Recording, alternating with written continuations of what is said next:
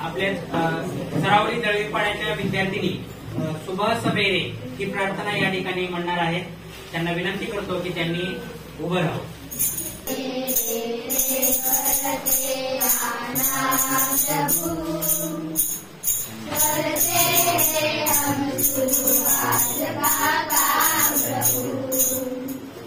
सुबह सवेरे करते आना प्रभु, करते हैं हम शुरुआत का काम प्रभु.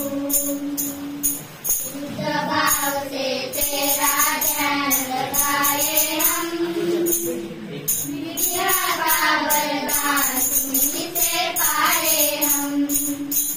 शुद्ध भाव से तेरा ध्यान लगाए हम, विद्या का वरदान तुम्हीं से पाए हम. तुम्हीं से आगाज तुम्हीं से दाम प्रभु, करते हैं हम शुरुआत का काम प्रभु.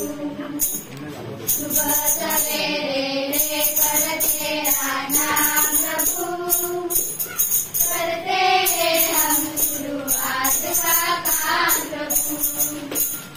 गुरुओं का सत्कार कभी ना पूरे हम, फिर ना बने महान गगन को छूले हम.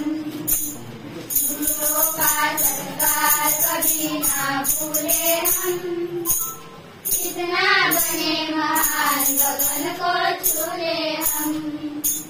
तुम्हीं से हर सुबह तुम्हीं से शाम प्रभु, करते हैं हम शुरुआत का काम प्रभु.